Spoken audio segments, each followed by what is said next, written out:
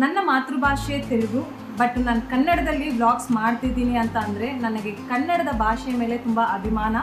ಗಂಡನ ಮನೆಯಲ್ಲಿ ನಾನು ಹಿಂದಿ ಭಾಷೆಯನ್ನು ಮಾತನಾಡುತ್ತಿದ್ದೇನೆ. ನಾವು ಇವಳಿಗೆ ಒಳ್ಳೇದು ಕೇಳಿದ್ರೆ ಇವಳು ಉತ್ತರ ಕೊಡ್ತಿದ್ದಾಳೆ ಅಂತ ಕೆಲವ್ರಿಗೆ ಅನಿಸ್ಬೋದು. ನನ್ನ ಲೈಫಿನ ಕಂಟೆಂಟು ವ್ಲಾಗ್ಸ್ ಮುಖಾಂತರ ನಿಮ್ಮ ಜೊತೆ ಶೇರ್ ಮಾಡ್ಕೊತಾ ಇರೋದು ಏನಕ್ಕೆ, ಮಿಸ್ಟೇಕ್ಸ್ನ ಹುಡುಕಿ ಅದ್ರ ಬಗ್ಗೆನೇ ದೊಡ್ಡದಾಗಿ ಕಾಮೆಂಟ್ ಮಾಡಿದಾಗ, ಆದರೆ ಅವ್ರು ನನಗಿಂತ ಕ್ಯಾಶುವಲ್ ಆಗಿ ಮಾತಾಡ್ತಾರೆ ಅಂತ ತುಂಬ ಯೋಚನೆ ಮಾಡಿ ಭಯದಿಂದನೇ ನಾನು ವ್ಲಾಗ್ಸ್ನ ಮಾಡೋದು. ಅದನ್ನು ನೀವು ಇಗ್ನೋರ್ ಮಾಡಿ ಕೊತ್ತಂಬರಿ ಸೊಪ್ಪು ಅಂತ ಹೇಳಿದೆ, ಮತ್ತು ಮೆಣಸಿನಕಾಯಿ ಅಂತ ಹೇಳಿದೆ, ಬೆಂಗಳೂರಲ್ಲಿ ನಾನು ಹುಟ್ಟಿ ಬೆಳೆದವಳು, ಈ ಥರ ಡಿಮೋಟಿವೇಟ್ ಮಾಡೋ ಥರ ಕಾಮೆಂಟ್ ಮಾಡಿದ್ರೆ ನನಗೆ ಬೇಜಾರಾಗುತ್ತೆ. ಸೊ ಫ್ರೆಂಡ್ಸ್, ಇವಾಗ ನಾನು ನನ್ನ ಮನದಾಳದ ಮಾತುಗಳನ್ನು ನಿಮ್ಮ ಜೊತೆ ಶೇರ್ ಮಾಡ್ಕೋಬೇಕು ಅಂತ ಹೇಳಿ ಈ ವಿಡಿಯೋನ ಮಾಡ್ತಿದ್ದೀನಿ. ಬಹಳ ದಿನಗಳಿಂದ ಈ ಪರ್ಟಿಕ್ಯುಲರ್ ಟಾಪಿಕ್ ಬಗ್ಗೆ ಮಾತಾಡಬೇಕು ಅಂತ ಅಂದ್ಕೊತಿದ್ದೆ, ಬಟ್ ಎಲ್ಲೋ ಒಂದು ಕಡೆ ಬೇಡ ಬಿಡು ಭಾರತಿ ಅಂತ ಹೇಳಿ ಇಗ್ನೋರೂ ಸಹ ಮಾಡ್ತಿದ್ದೆ.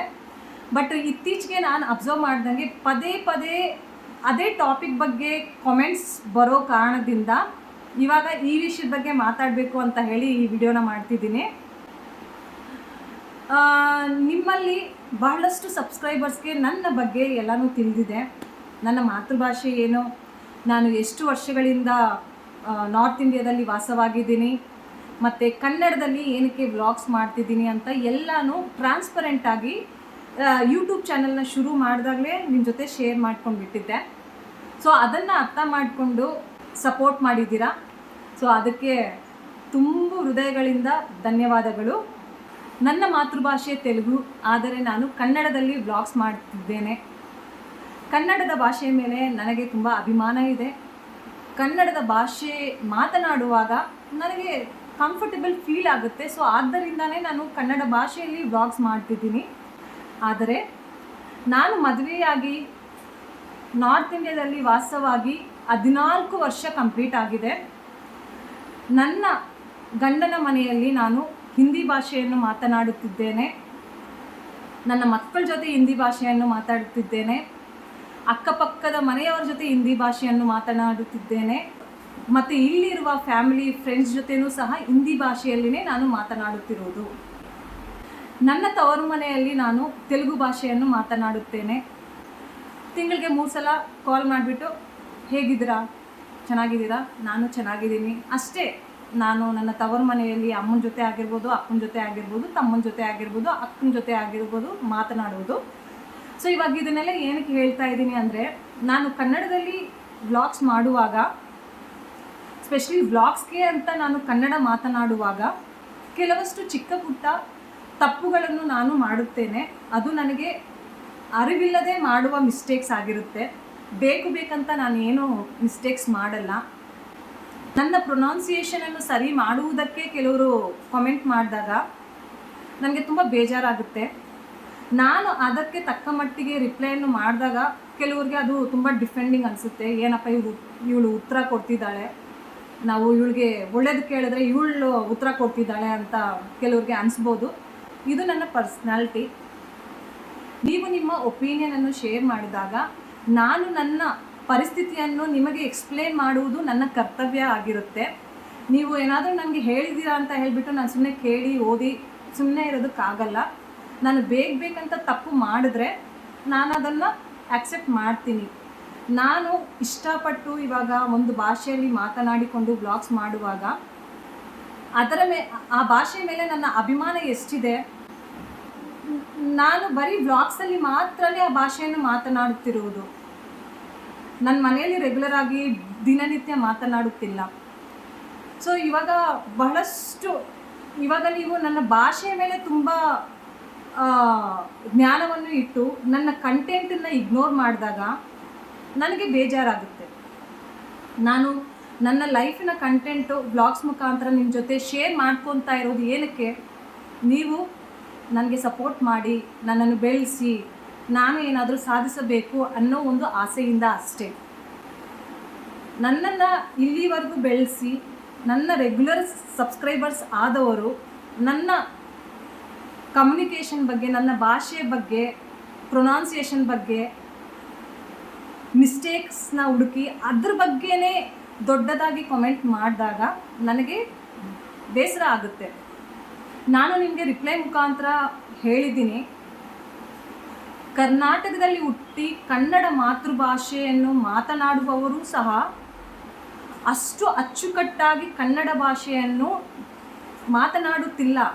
ನಾನು ಕನ್ನಡದವರ ವ್ಲಾಗ್ಸನ್ನು ನೋಡ್ತೀನಿ, ಅವರು ಯಾವ ಥರ ಮಾತಾಡ್ತಿದ್ದಾರೆ. ನಾನು ನಮ್ಮ ಮನೆಯಲ್ಲಿ ಹಿಂದಿ ಭಾಷೆ ಮಾತಾಡ್ತಿದ್ದೀನಿ, ನನ್ನ ತವ್ರ ಮನೆಯಲ್ಲಿ ತೆಲುಗು ಭಾಷೆ ಮಾತಾಡ್ತಾ ಇದ್ದೀನಿ. ನಾನು ಇನ್ನೂ ಚೆನ್ನಾಗಿ ಕನ್ನಡ ಮಾತಾಡಬೇಕು ಅಂತ ಹೇಳಿ ಬೇರೆ ಕನ್ನಡ ವ್ಲಾಗರ್ಸ್ದು ವ್ಲಾಗ್ಸ್ ನೋಡ್ತೀನಿ. ಅವ್ರ ಹತ್ರ ನಾನು ಏನಾದರೂ ಕಲಿಬೇಕು ಅಂತ ಹೇಳಿ. ಬಟ್ ಅವ್ರು ನನಗಿಂತ ಕ್ಯಾಶುವಲಾಗಿ ಮಾತಾಡ್ತಾರೆ, ಅಷ್ಟು ಅಚ್ಚುಕಟ್ಟಾಗಿ ಕನ್ನಡ ಪದಗಳನ್ನು ಉಚ್ಚಾರ ಮಾಡ್ತಿಲ್ಲ. ಕನ್ನಡದವ್ರಾಗಿನೂ ನನ್ನ ಮದರ್ ಟಂಗ್ ಕನ್ನಡನೂ ಅಲ್ಲ, ಬಟ್ ನಾನು ಅಟ್ಲೀಸ್ಟ್ ಟ್ರೈ ಮಾಡ್ತಿದ್ದೀನಿ ಇನ್ನೂ ಸ್ವಚ್ಛವಾಗಿ ಮಾತಾಡಬೇಕು. ವಾಯ್ಸ್ ಓವರ್ ಕೊಡೋವಾಗ್ಲೂ ಸಹ ತುಂಬ ಭಯದಿಂದ ವಾಯ್ಸ್ ಓವರ್ ಕೊಡ್ತೀನಿ. ತಪ್ಪು ಮಾಡಬಾರ್ದು, ಪ್ರೊನೌನ್ಸಿಯೇಷನ್ ಸರಿಯಾಗಿರಬೇಕು ಅಂತ ತುಂಬ ಯೋಚನೆ ಮಾಡಿ ಭಯದಿಂದನೇ ನಾನು ಮಾತಾಡ್ತೀನಿ. ಬಟ್ ವಾಯ್ಸ್ ಓವರ್ ಕೊಡ್ದಿರಾ ಯಜಮಾನ್ರ ಜೊತೆ ಮಾತನಾಡಿಕೊಂಡು ವ್ಲಾಗ್ಸ್ ಮಾಡುವಾಗ, ಇಲ್ಲಾಂದರೆ ಮಕ್ಕಳ ಜೊತೆ ಮಾತನಾಡಿಕೊಂಡು ವ್ಲಾಗ್ಸ್ ಮಾಡುವಾಗ ಸ್ವಲ್ಪ ಪ್ರೊನೌನ್ಸಿಯೇಷನಲ್ಲಿ ಮಿಸ್ಟೇಕ್ಸ್ ಆಗೇ ಆಗುತ್ತೆ. ಯಾಕಂದರೆ ಸಡನ್ನಾಗಿ ಹಿಂದಿ ಭಾಷೆಯಿಂದ ಕನ್ನಡ ಭಾಷೆಗೆ ಕನ್ವರ್ಟ್ ಮಾಡಬೇಕಲ್ವಾ, ನನ್ನನ್ನು ನಾನೇ ಪ್ರಿಪೇರ್ ಮಾಡ್ಕೋಬೇಕಲ್ವಾ. ಅದರಲ್ಲಿ ಚಿಕ್ಕ ಪುಟ್ಟ ಪ್ರೊನೌನ್ಸಿಯೇಷನ್ ಇಲ್ಲಾಂದರೆ ಪದಗಳಲ್ಲಿ ವ್ಯತ್ಯಾಸಗಳು ಎಲ್ಲನೂ ಆಗುತ್ತೆ. ಅದನ್ನು ನೀವು ಇಗ್ನೋರ್ ಮಾಡಿ ನಾನು ಮಾಡುತ್ತಿರುವ ಎಫರ್ಟ್ಸ್ಗೆ ಪ್ರೋತ್ಸಾಹ ನೀಡಿ ಅಂತ ಕೇಳೋದಕ್ಕೆ ಇಷ್ಟಪಡ್ತೀನಿ. ಒಂದು 3-4 ತಿಂಗಳ ಹಿಂದೆ ರೆಸಿಪಿ ವ್ಲಾಗ್ನ ಶೇರ್ ಮಾಡಿದಾಗ ಅದರಲ್ಲಿ ನಾನು ಕೊತ್ತಂಬರಿ ಸೊಪ್ಪು ಅಂತ ಹೇಳಿದೆ, ಮತ್ತು ಮೆಣಸಿನಕಾಯಿ ಅಂತ ಹೇಳಿದೆ. ಅದಕ್ಕೆ ಒಬ್ಬರು ಡೀಟೇಲಾಗಿ ದೊಡ್ಡದಾಗಿ ಕಾಮೆಂಟ್ ಮಾಡಿದರು. ಅಚ್ಚ ಕನ್ನಡದಲ್ಲಿ ಕೊತ್ತಂಬರಿ ಸೊಪ್ಪು ಅನ್ನಲ್ಲ, ಮೆಣಸಿನ್ಕಾಯಿ ಅನ್ನಲ್ಲ, ಕೊತ್ತಂಬರಿ ಸೊಪ್ಪು, ಹಸಿರು ಮೆಣಸಿನಕಾಯಿ ಅನ್ನುತ್ತಾರೆ ಅಂತ. ಸರಿ, ಅವ್ರ ಪಾಪ ನನ್ನ ತಿದ್ದುತ್ತಾ ಇದ್ದಾರೆ. ಅದನ್ನು ನಾನು ಪ್ರಾಕ್ಟೀಸ್ ಮಾಡ್ಕೋಬೇಕು ಅಂತ ಹೇಳಿ ನಾನು ಪ್ರಾಕ್ಟೀಸ್ ಮಾಡಿಕೊಂಡು ಇವಾಗ ಏನಾದರೂ ರೆಸಿಪಿ ವ್ಲಾಗ್ಸ್ನೆಲ್ಲನೂ ಶೇರ್ ಮಾಡಿದಾಗ ನಾನು ಅದೇ ಥರನೇ ಪ್ರೊನೌನ್ಸ್ ಮಾಡೋದಕ್ಕೆ ಪ್ರಯತ್ನ ಪಡ್ತಿದ್ದೀನಿ. ಬಟ್ ಬೆಂಗಳೂರಲ್ಲಿ ಹೋಗಿ ನೀವು ನೋಡಿ ಯಾರು ಕೊತ್ತಂಬರಿ ಸೊಪ್ಪು ಅಂತ ಹೇಳ್ತಿದ್ದಾರೆ ಅಂತ ಹೇಳಿ. ಬೆಂಗಳೂರಲ್ಲಿ ನಾನು ಹುಟ್ಟಿ ಬೆಳೆದವಳು. ಬೆಂಗಳೂರಲ್ಲಿ ಕನ್ನಡ ಮಾತನಾಡುವವರಲ್ಲಿ ಯಾರು ಕೊತ್ತಂಬರಿ ಸೊಪ್ಪು, ಹಸಿರು ಮೆಣಸಿನಕಾಯಿ ಅಂತ ಹೇಳ್ತಾರೆ ಅಂತ ನೀವು ನೋಡಿ. 90% ಕೊತ್ತಂಬರಿ ಸೊಪ್ಪು ಅಂತಲೇ ಹೇಳೋದು, ಮೆಣಸಿನ್ಕಾಯಿ ಅಂತಲೇ ಹೇಳೋದು. ನಾನು ಎಷ್ಟೊಂದು ಫೇಮಸ್ ಯೂಟ್ಯೂಬರ್ಸ್ದು ವ್ಲಾಗ್ಸ್ ನೋಡ್ತೀನಿ, ಅವ್ರದ್ದು ರೆಸಿಪಿ ವ್ಲಾಗ್ಸ್ ಎಲ್ಲನೂ ನೋಡ್ತೀನಿ. ಅವ್ರು ಕೊತ್ತಂಬರಿ ಸೊಪ್ಪು ಅಂತ ಅಂತಾರೆ, ಮತ್ತು ಮೆಣಸಿನ್ಕಾಯಿ ಅಂತ ಹೇಳ್ತಾರೆ. ಸ್ವಚ್ಛವಾಗಿ ಕನ್ನಡ ಭಾಷೆಯನ್ನು ಮಾತನಾಡಿಕೊಂಡು ಯಾರೂ ವ್ಲಾಗ್ಸ್ ಮಾಡ್ತಿಲ್ಲ. ನನ್ನ ಮದರ್ ಟಂಗ್ ಕನ್ನಡ ಅಲ್ಲ, ಮತ್ತು ನನ್ನ ಹೆಸರಲ್ಲಿ ಭಾರತಿ ಕೋರ್ ಅಂತ ಇದೆ. ನನ್ನ ಯಜಮಾನರು ಮಕ್ಕಳೆಲ್ಲನೂ ಹಿಂದಿ ಭಾಷೆ ಮಾತಾಡ್ತಿದ್ದಾರೆ. ಅದಕ್ಕೆ ಅಂತ ಹೇಳಿ ನೀವು ಟಾರ್ಗೆಟ್ ಮಾಡಿ ಈ ಥರ ಡಿಮೋಟಿವೇಟ್ ಮಾಡೋ ಥರ ಕಾಮೆಂಟ್ ಮಾಡಿದ್ರೆ ನನಗೆ ಬೇಜಾರಾಗುತ್ತೆ. ನನಗೆ ತುಂಬ ಬೇಜಾರಾದಾಗ ನಾನು ಎಕ್ಸ್ಪ್ಲನೇಷನ್ ಕೊಡಬೇಕಾಗಿ ಬರುತ್ತೆ. ಇಗ್ನೋರ್ ಮಾಡೋದಕ್ಕಾಗಲ್ಲ. ಒಂದು ಸಲ ಇಗ್ನೋರ್ ಮಾಡ್ತೀವಿ, 2 ಸಲ ಇಗ್ನೋರ್ ಮಾಡ್ತೀವಿ. ಪದೇ ಪದೇ ಅದೇ ಟಾಪಿಕ್ ಬಗ್ಗೆ ನಮಗೆ ಯಾರಾದರೂ ಬಂದು ಪಿನ್ ಚುಚ್ತಾ ಇದ್ದರೆ ನಮಗೂ ಬೇಜಾರಾಗುತ್ತೆ ಅಲ್ವಾ. ಸೊ ಅದಕ್ಕೆ ನಾನು ನನ್ನ ಮನಸ್ಸಿನ ಮಾತನ್ನು ತುಂಬ ಕ್ಲಾರಿಟಿಯಿಂದ ಹೇಳ್ತಾ ಇದ್ದೀನಿ. ನಾನಾದ್ರೂ ಇಷ್ಟು ಚೆನ್ನಾಗಿ ಕನ್ನಡ ಮಾತನಾಡುವುದಕ್ಕೆ ಪ್ರಯತ್ನ ಪಡುತ್ತಿದ್ದೀನಿ. ಸ್ವಚ್ಛವಾಗಿ ಇವಾಗ ಕನ್ನಡ ಮೀಡಿಯಮ್ ಓದ್ದವ್ರಿಗೆ ಕನ್ನಡ ಮಾತಾಡೋದು ಬರಲ್ವಾ? ನನಗೆ ಬರುತ್ತೆ. ನೀವು ಹಲಗನ್ನಡನೂ ಓದಿಸಿ ಕುತ್ಕೊಂಡು ಇದು ಓದಮ್ಮ ಅಂತ ಹೇಳಿ ಪಟ್ಪಟ್ ಅಂತ ಓದ್ಬಿಡ್ತೀನಿ. ಬಟ್ ಇಲ್ಲಿ ನಾನು ಹಿಂದಿ ಭಾಷೆ ಮಾತನಾಡಿಕೊಂಡು ಸಡನ್ನಾಗಿ ಕನ್ನಡ ಮಾತನಾಡುವಾಗ ಸ್ವಲ್ಪ ಪ್ರೊನೌನ್ಸಿಯೇಷನಲ್ಲಿ ಮಿಸ್ಟೇಕ್ಸ್ ಇದ್ದೇ ಇರುತ್ತೆ.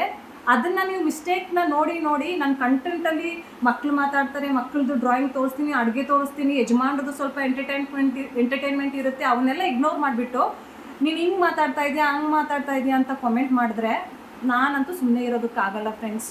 ನಿಜವಾಗ್ಲೂ ಹೇಳ್ತೀನಿ, ನನ್ನ ಭಾಷೆಗೆ, ನನ್ನ ಒಂದು ಪ್ರಯತ್ನಕ್ಕೆ ಸಪೋರ್ಟ್ ಮಾಡಿದವ್ರಿಗೆ ಕೋಟಿ ಕೋಟಿ ಕೋಟಿ ಕೋಟಿ ವಂದನೆಗಳು.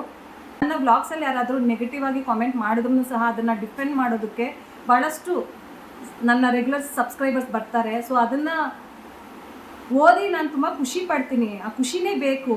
ಇವಾಗ ಒಳ್ಳೆ ಕಂಟೆಂಟ್ ಮಾಡಬೇಕು ಅಂತ ಅಂದರೆ ನಾವು ಇಲ್ಲಿಂದ ಖುಷಿಯಾಗಿದ್ರೇ ಆಗೋದು. ಒಂದು ಮೋಟಿವೇಶನ್ ಅನ್ನೋದು ನಮಗೆ ಬೇಕು.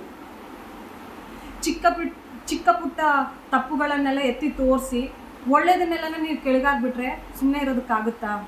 ಅದು ನಮಗೆ ಮಾನಸಿಕವಾಗಿ ಎಫೆಕ್ಟ್ ಆಗುತ್ತೆ. ವ್ಲಾಗ್ಸ್ ಮಾಡೋವಾಗ ತಲೆಯಲ್ಲಿ ಓಡ್ತಾನೆ ಇರುತ್ತೆ, ಇವ್ರು ಹಿಂಗೆ ಅಂದಿದ್ದಾರೆ, ಇನ್ನೂ ಪ್ರಯತ್ನ ಪಡಬೇಕು, ಇನ್ನೂ ಎಫರ್ಟ್ಸ್ ಆಗಬೇಕು ಅಂತ ಹೇಳ್ಬಿಟ್ಟು. ಬಟ್ ನಾನು ಆಗ್ತಿದ್ದೀನಿ ಎಫರ್ಟ್ಸು, ನಾನು ಎಷ್ಟು ಮಟ್ಟಿಗೆ ಎಫರ್ಟ್ಸ್ ಆಗ್ತಿದ್ದೀನಿ ಅಂತ ನನಗೆ ಗೊತ್ತಿದೆ. ರೆಗ್ಯುಲರಾಗಿ ನಾನು ಕನ್ನಡ ಮಾತಾಡ್ತಾ ಇಲ್ಲ ಮನೆಯಲ್ಲಿ. ವ್ಲಾಗ್ಸಲ್ಲಿ ನಾನು ಕನ್ನಡ ಮಾತನಾಡುವಾಗ ಇಲ್ಲಿಂದ 100% ಕೊಡ್ತಾ ಇದ್ದೀನಿ ನಾನು. ಸೊ ಆವಾಗ ನನಗೆ ತುಂಬ ಬೇಜಾರಾಗುತ್ತೆ. ನಾನು ಮಾತನಾಡುವ ಕನ್ನಡ ಭಾಷೆಯಲ್ಲಿ ಪ್ಲೀಸ್ ತಪ್ಪುಗಳನ್ನು ಹುಡುಕಬೇಡಿ. ನಾನು ಕೊಡುತ್ತಿರುವ ಕಂಟೆಂಟಲ್ಲಿ ಏನಾದರೂ ತಪ್ಪಿದ್ದರೆ, ಏನಾದರೂ ಕಡಿಮೆ ಅಂತ ಅನಿಸಿದ್ರೆ ಅದರ ಬಗ್ಗೆ ಒಂದು ಕನ್ಸ್ಟ್ರಕ್ಟಿವ್ ಫೀಡ್ಬ್ಯಾಕ್ ಕೊಟ್ಟರೆ ಅದನ್ನು ನಾನು ತಗೊಂಡು ಇನ್ನೂ ನನ್ನನ್ನು ಸರಿಪಡಿಸಿಕೊಳ್ಳುವುದಕ್ಕೆ ಪ್ರಯತ್ನ ಪಡುತ್ತೇನೆ ಅಂತ ಹೇಳ್ತಾ ಈ ವಿಡಿಯೋನ ಇಲ್ಲೇ ಎಂಡ್ ಮಾಡ್ತಾ ಇದ್ದೀನಿ. Thank you so much.